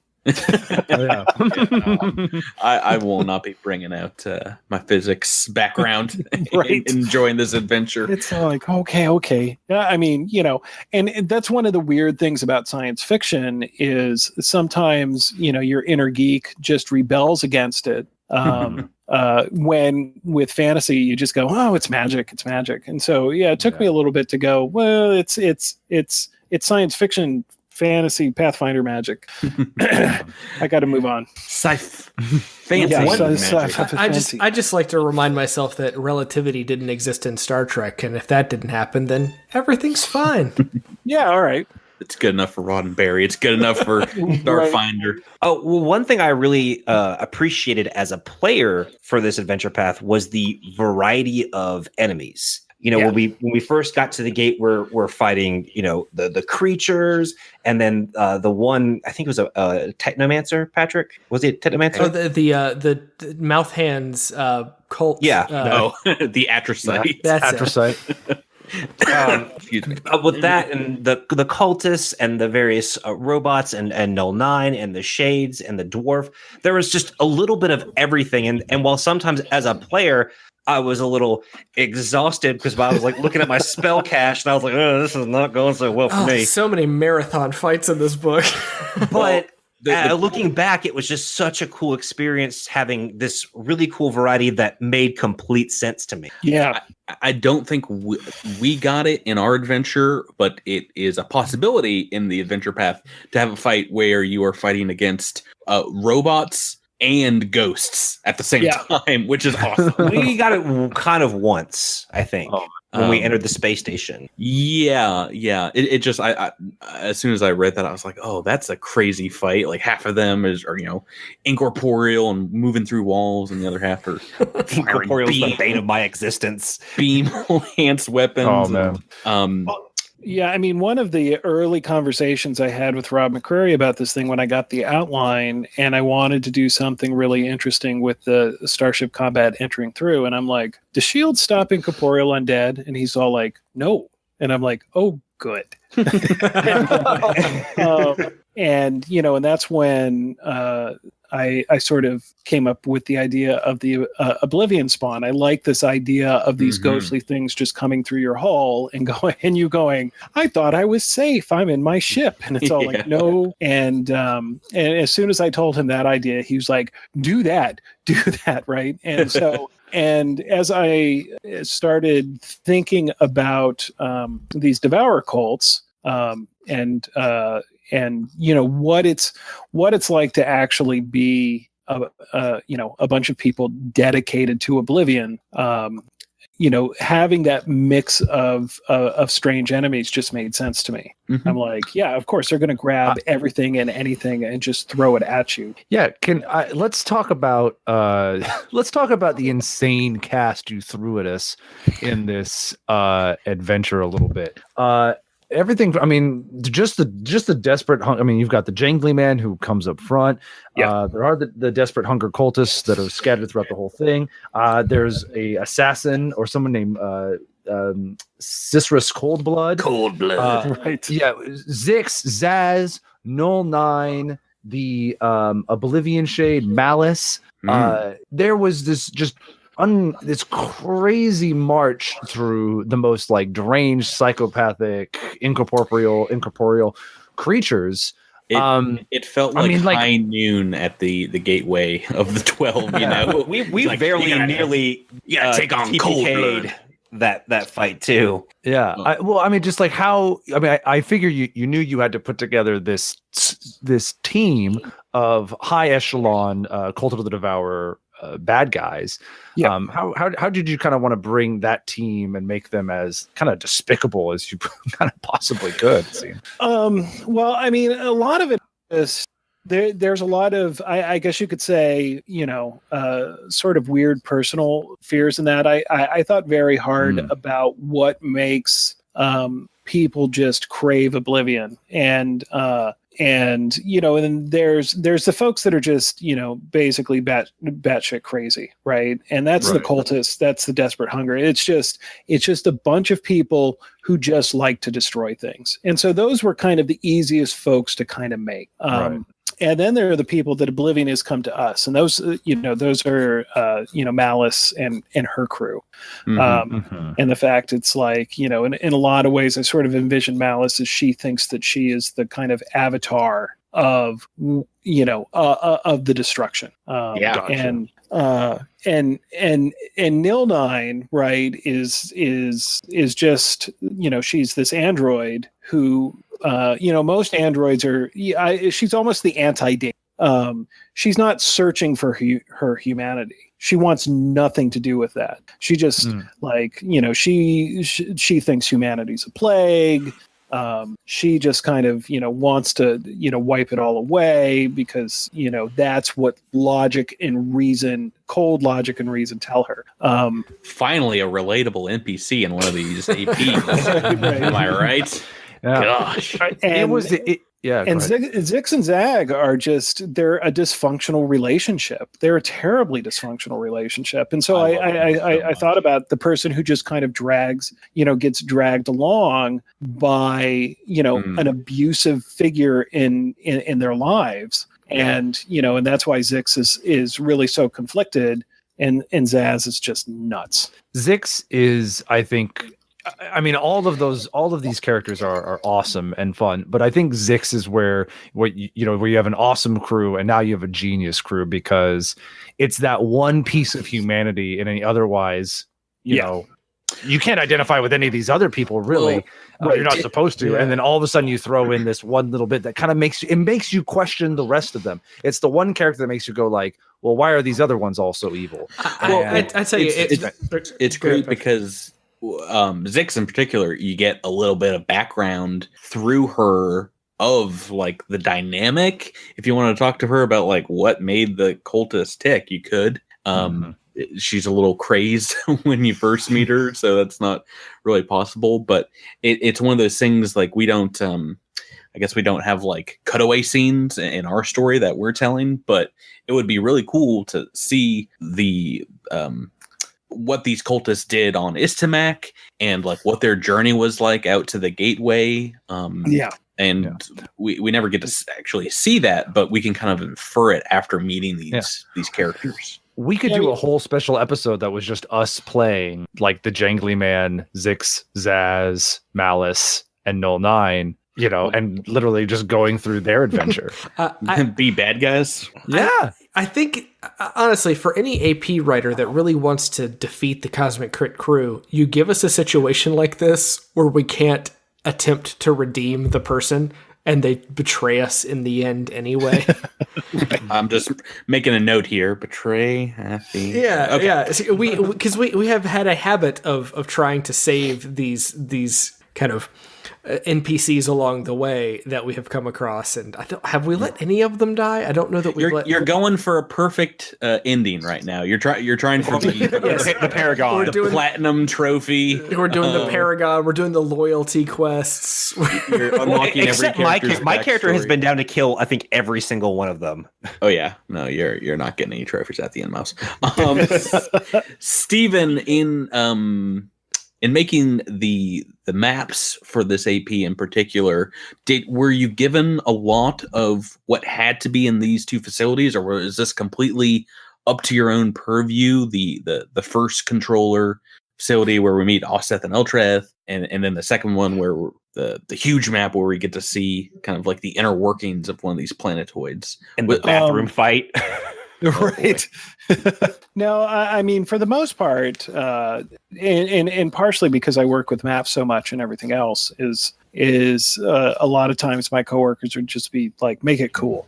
We know you'll make it cool. And so like one of the things that I did with the control center map is I put it on a flipped mat size. And so, which I told him, I'm like, if you're ever kind of crunched for a flip mat, right, that's the right size. Just put it on there, and it's a good ruined facility and whatnot. And the interior of the controller moon, where you have the final encounter and whatnot, I think I redrew that map like 3 or 4 times. Like the end game of this adventure gave me I think I wrote that part 3, act 3 of the adventure probably about 4 or 5 times. Much to my girlfriend's chagrin. She'd be like, "Are you done?" And I keep track of my writing, or at least the writing I do at home on Grammarly and everything else. And she's like, "How many words have you written this week?" And I'm like, "According to Grammarly, it's 350,000." And she's like, "What? This thing's only like..." And I'm like, "I know. I keep on rewriting the damn thing at the end, and I've drawn like 3 different versions of the maps and whatnot. So just trying to get it right in my head."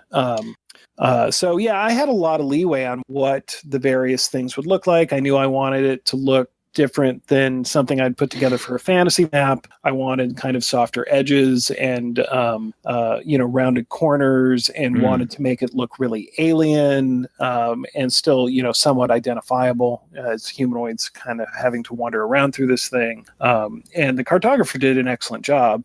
These walls look really phallic now that I take a look. Well, like H.R. Geiger-esque, right? Yeah, pretty awesome.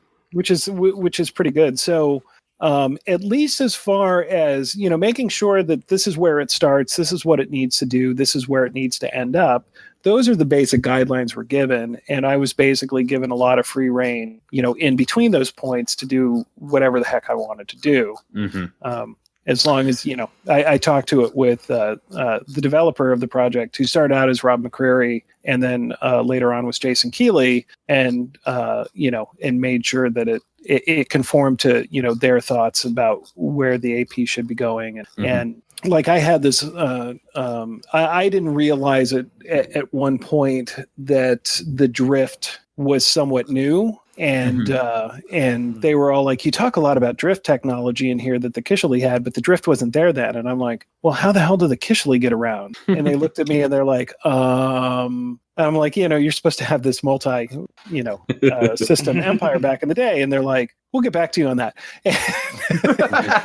Lost Kishali technology. Right. Yeah. And that's a great thing about those kind of. A Kishali scientist takes a piece of paper and folds it in half and sticks a pencil through it. And it's like, this is how it works. Yeah, like that. And just like this, when we're there. And so in a lot of ways, and mostly when I'm done with a project like this, I turn it over. And if, I remember Jason Keeley coming to the desk and he's like, "Steven, I'm going to have to change a couple of things in the adventure." And I'm like, "You have free reign to change whatever you need to do."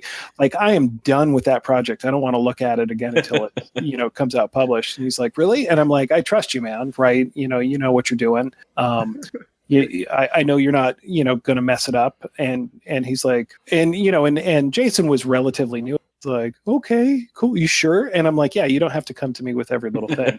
If you need to make changes, I trust you to make the changes you need to make. That's, for the Starfinder brand and everything else."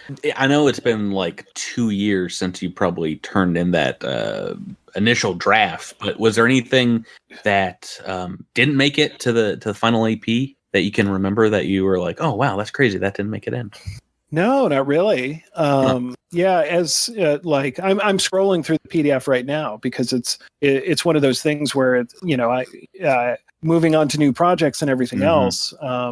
I think I flipped through it when it came out and went, "Oh, cool." It's like, yeah, everything. There's some minor changes, but all of those were understandable because the developers at Paizo are really good at what they do and know how to, kind of change things for the better. And I'm like, yeah, it all looks really good. Like, you didn't like, there was part of me, I'm like, I spent a lot of time writing the Jangly Man in the beginning, and I became really kind of obsessed with him and had this whole idea of backstory. And he's a very kind of Stephen King-ish sort of character. and I sort of wrote him that way. And I was like, they're going to totally change that dude. He's just too weird. And I'm like, nope, they didn't. Great. So, oh yeah, no, you can tell there's some cool backstory with him. We kind of folded him into a character on the podcast previously from our first AP adventure, but I love the art that they came up with him, and like you said, pretty cool fight either way. Like if they lose a space battle, if they succeed, both are interesting options. I actually have a question about that. As we were talking before we started recording, there is an NPC opponent character that we did not meet in our iteration of the campaign, and I wondered if we could talk about that, because I'm just curious to the stuff we missed out on. Oh, are you talking about Quilius? Yeah. So Quilius was, to be honest, Quilius was a little bit of an afterthought. At that time, Alien Archive was about to come out, and as sort of a kind of a last minute sort of thing. Not really last minute, but it's all like, it would help us a lot, because a lot of the early adventure paths had to spend a great deal of time sort of reproducing stats. And they're like, if you could use some critters from Alien Archive, and I'm like, oh yeah, I can find a way to do that. That's absolutely not a problem. And have like a playground, to play in with all these crazy monsters and stuff, right? And so Quilius was kind of added as that here there be dragons sort of introduction into the game. And even when I was writing him, I'm like, I think a lot of players are just going to see this as like, yeah, they know. But I like those kind of, opposite call to adventures. It's all like, you should stop here now. And it's all like, because players can't resist that sort of thing. It's like, well, somebody else doesn't want us to go, we should go. And so that's one of the reasons why Quilius was added. Oddly enough, taking a look at it now, as they put on his entire statistics, which I was all like, well, that sort of defeated the purpose.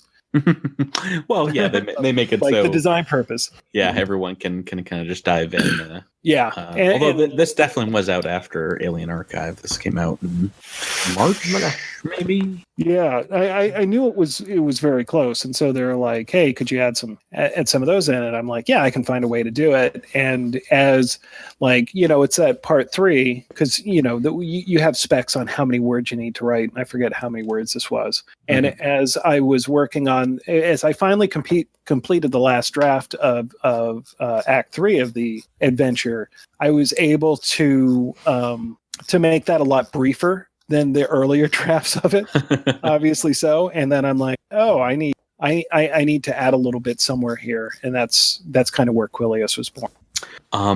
We should probably wrap up here before we go too long. But before we end, I'd love to give the players here a chance to just talk about their favorite moment from this book, or maybe favorite fight or character. What do you guys think? I can't believe it was actually a bathroom. Well, we should mention this to Stephen. That was like the last room that they opened in the core facility, and they're like, we haven't found a bathroom yet. No, it was Rebecca joking that this is the last room, it's got to be a bathroom, and at least me in particular, like, ha, yeah, exactly, bathroom, right? And we open the door, and it's a bathroom. Well, that's pretty good.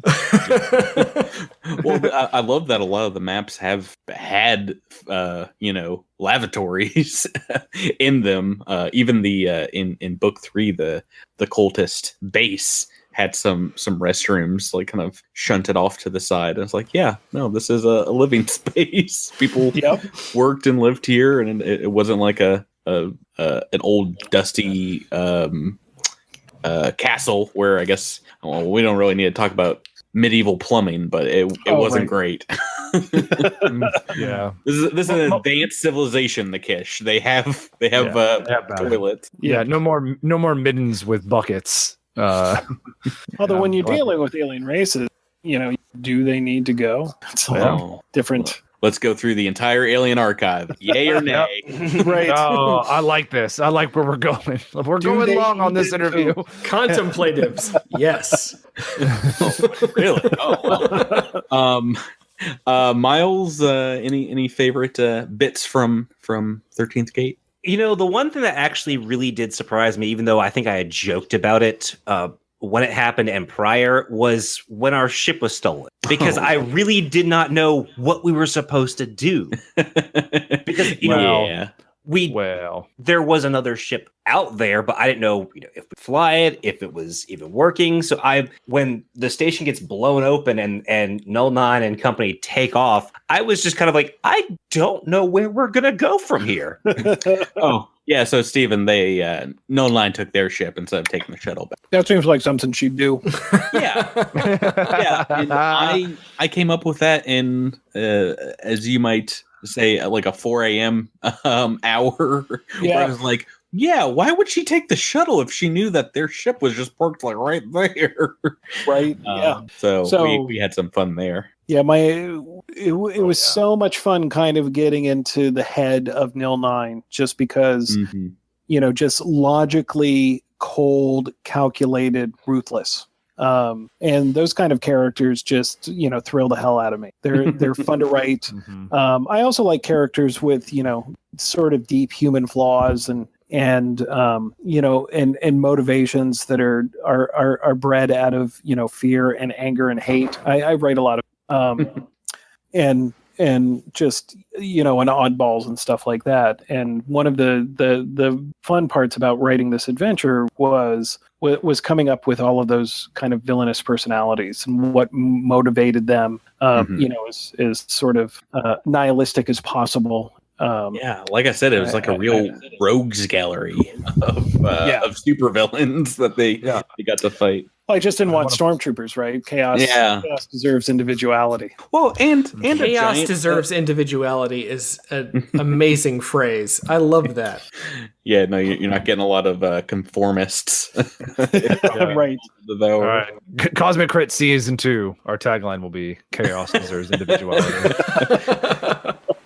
I'm writing it down. We'll give you a credit, Steve. Yeah, absolutely. Yeah, that's I love that. Let's wrap it up there. Thank you. Tyler didn't get to share his moment. Tyler didn't go fast enough, did he? I let everybody else speak. I was going to talk about Tyler. What's your moment? My moment is the greatest NPC that's appeared in this AP, and that's Delrog the Butcher. Oh, Deldrag, yes. Yeah, that guy's just a destructive. Is it Deldrag? Did I mispronounce? Deldrag. Yeah, that's how I pronounce it. Okay. Deldrag the Butcher. Yeah, that guy. Very few times do you like when a GM goes into a really nutty character and you see some really weird character art that you're about to have a fun combat experience. In our particular game, one of our PCs, played by Miles, tried to offer him a flask of whiskey, and I think he responded with a shot to the face. But I could take the whiskey when you're dead. That's exactly what he said. Too bad he got critted to death. Yeah, but Deldrag, what was you're talking a little bit about giving him deep character flaws? What was the flaw for Deldrag that you kind of focused on? So basically, Deldrag is a mix of all of those crazy sort of white dwarf, in power, early 40K dwarves in power armor sort of thing. I was all like, yeah, I need to have one of those. His character flaw is he's just kind of a walking murderous hard-on in power armor. Like his only real flaw is he just doesn't care. Yeah. He's just like, I like to watch things burn, and I like to do the burning. Yeah, more of the true anarchist type, like I don't. Yeah, everything just should go away. He's sort of the Achilles of the group. Gotcha. He's the guy at the end that everybody's like, I can't believe you did that, Deldrag, and he goes, and that's why they will not remember your name. Steals your flask. Right. And I like the Jubsnuff, and that's all our favorite moment. The Jub stuff was fun because the Jub stuff was one of those things that I really didn't have a lot. They're like, okay, here's the art description of this giant thing on the cover, and it's gonna be on the cover. Make a fight happen. Right, make a fight happen, and I think one of the things they cut out is, so I came up with this Jub stuff. I'm like, okay, so basically you had these manicured worlds forever, and then a whole civilization kind of leaves it, and what does evolution do to that? And so I was like, well, this thing that could have been a cow becomes this murderous killing beast over millennium of having to survive on a planet. I'm like, oh, okay, that's fun, that's cool. And I was reading a lot of sort of evolutionary theory at the time. And like Earth cows will once we leave. Right. Yeah. Their horns are going to grow, and they're going to, grow fangs and start flying and murdering people. They already have multiple stomachs, so they will develop multiple mouths to feed them. Yeah. Right. So I have to share with you, I almost died in real life playing this AP because we went from the Jubsnuth with 2 mouths to the Atrocyte with 3. And one of my compatriots decided to call them the Cavity Club. And that was me.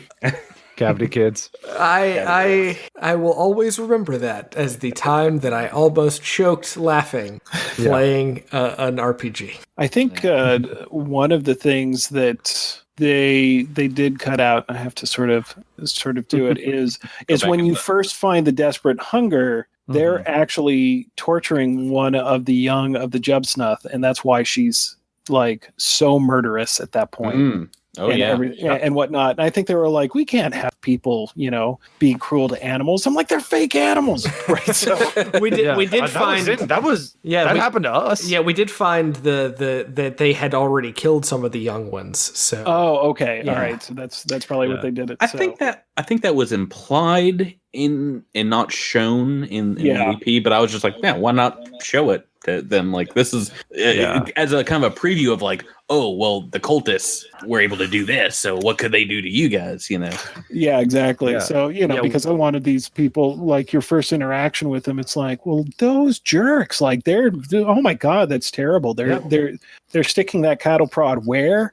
And it's all, and to motivate players even more to decide, these people are worthy of murder. Yeah, that was exactly our reaction. We found him, kicking some poor alien, and we were like, all right, well, death is on the menu because we're not letting that slide at all. That wasn't a baby Jubsnuth as far as we know, but maybe Zodi is a baby Jubsnuth.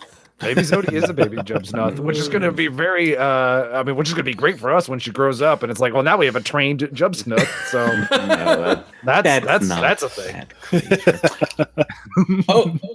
Okay, well, let's for real wrap it up there.